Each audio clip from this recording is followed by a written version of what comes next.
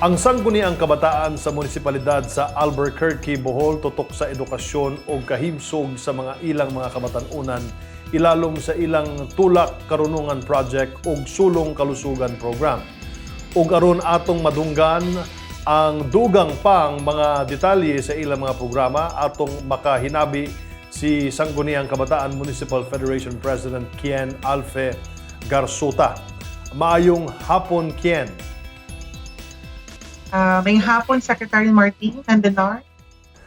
Unaw nato ang COVID-19 response sa inyong munisipalidad. Unsa may natabang sa inyong sanggunian sa inyong lokal na kagamhanan? So, sukad atong we have the COVID-19 pandemic during the lockdown. So, ang atong mga sangguniang kabataan diri sa lungsod sa Albor, so nag-assist kami no sa pag-repack sa mga bugas, pag-distribute sa mga relief goods para sa atong mga constituents diri sa lungsod sa Albuquerque. Sa kasagsagan sa lockdown sa inyong munisipalidad, mga unsa man sad na programa ang inyong gihimo aron maengganyo ang mga kabatanunan na dili mogawas sa ilang mga panimalay? So, ang among mga gihimo sa mga SK officials diri sa lungsod sa Albuquerque, naghatag ng mga reminders pahimangno sa atong mga kabatanunan na dili na lang manggawas, and then atong i-follow ang mga minimum health protocols na ihatag sa atong national government, most especially sa atong IATF, na ato lang i-remind sa kanunay na nanghatag sa mi og dried info about COVID-19 pandemic sa atong pagkikan. So mo kadto ang among gipangbuhat, Sir Martin and Karong pandemya, unsa man sad ning sulong kalusugan program o kinsa-kinsa sad ang makabenepisyo ani? So, kining sulong kalusugan program, so gi-create ni siya sa usa ka SK sa barangay Bahi.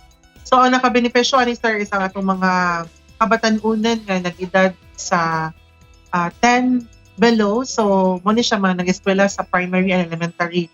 So, kani siya nga programa, amo ni siya gi-emphasize para sa health program sa atong mga kabatanunan. So, natay feeding program nga ginahimo. So, nag-distribute ta og meals para sa mga kabatanunan katong feeding nga nagluto mi og binignit, and then naghatag sad mi og malunggay pandesal. So very kanang promoting ko siya na para himsog ang atong mga kabatanunan diri sa lungsod sa Albor.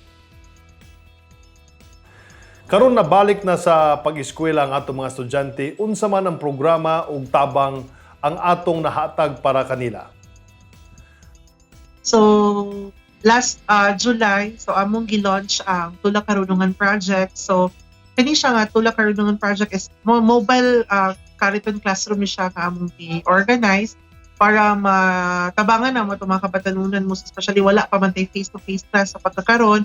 So ang atong mga sangguniang kabataan officials diri sa Albor naghimo gyud pa maagi para mapaabot na to nila no ang basic quality education. So kana po siya nga programa amo pong gi-emphasize ang pag-edukar sa mga kabatanunan mo, especially sa health. So during nga project, so among gi-emphasize ang katong ipangtulo na mis mga basic education like basic writing, basic reading, mag-storytelling sad mi, and then among gi-inculcate gyud katong health education kung saan pag-proper hand washing sa atong mga kabatanunan para sad ma-educate sila despite nga atong gitubang sa pandemic karong panahon. Kaning Tulak Karunungan Project, unsa man siya? So kaning Tula Karunungan Project, so kaning nga program, maglibot-libot mi sa barangay, and then sa barangay naman tay mga parok, so dito na mo i-gather ang mga bata. So ang amo lang matudluan ni is grade 1, kinder to grade 4 ang among mga pupils nga under ani. So basically ang Tula Karunungan Project is a concept, mobile Kariton classroom din siya ang concept sa among Tula Karunungan Project. Mensahe sa imong mga isig kabatanunan sa munisipalidad sa Albuquerque. So ako lang mensahe siguro sa atong mga kabatanunan sa lungsod sa Albor na despite no sa atong gitubang karon na COVID-19 pandemic, so maningkamot gihapon kita para makahatag ng serbisyo sa atong mga kabatanunan. Kaya ako pong encourage na mo-cooperate ta o unsay at gimando sa ato ang national and local government para makalikay gyud ta sa atong itubang na COVID-19 pandemic.